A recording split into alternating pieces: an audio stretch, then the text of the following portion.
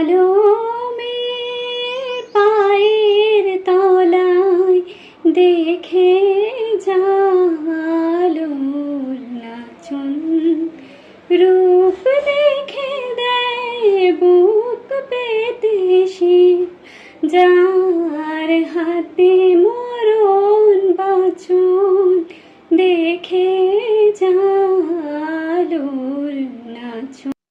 এই গানটির সাথে নিশ্চয়ই সবাই পরিচিত।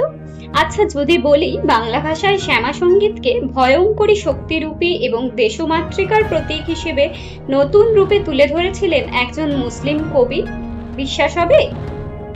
সাধক রামপ্রসাদ সেন, কমলাকান্ত ভট্টাচার্য শ্যামা সঙ্গীতের যে ধারাকে জনপ্রিয় করে তুলেছিলেন, তিনি সেই ধারাকে আধুনিক যুগের উচ্চতায় নিয়ে যান। শুধু কি তাই, পশ্চিমবাংলা স্বাধীনতা সংগ্রামের ইতিহাসে ব্রিটিশ বিরোধী কার্যকলাপের জন্য তিনি বিদ্রোহী কবি নামে পরিচিত ছিলেন। পশ্চিমবঙ্গের আসানসোলের চুরুলিয়া গ্রামে কাজী নজরুল ইসলাম জন্মগ্রহণ করেছিলেন। তার লেখা বিদ্রোহী কবিতা ধূমকেতু পত্রিকা ব্রিটিশ সরকারকে তীব্রভাবে উৎকণ্ঠিত করে তুলেছিল। ব্রিটিশ সরকারের হাতে তিনি কারারুদ্ধ হন।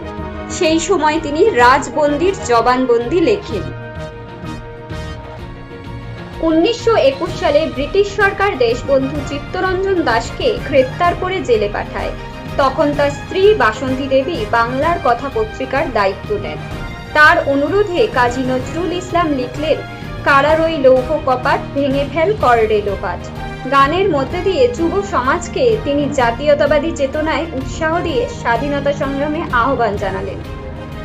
এই গানের জনপ্রিয়তা এতটাই সাড়া ফেলল, ব্রিটিশ সরকার আরো একবার ধাক্কা খেল। প্রকাশ্যে গানটি গাওয়ার অধিকার নিষিদ্ধ হয়ে গিয়েছিল। এই গান শুধু একটি সঙ্গীত নয়, এটি ছিল স্বাধীনতার ডাক, বিদ্রোহের আগুন, বাঙালির মুক্তি সংগ্রামের প্রতীক।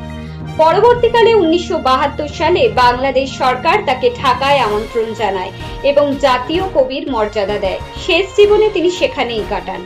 ভারত এবং বাংলাদেশের মধ্যে সাংস্কৃতিক ঐতিহ্যের একটি মেল বন্ধন তৈরি করেছিলেন তিনি।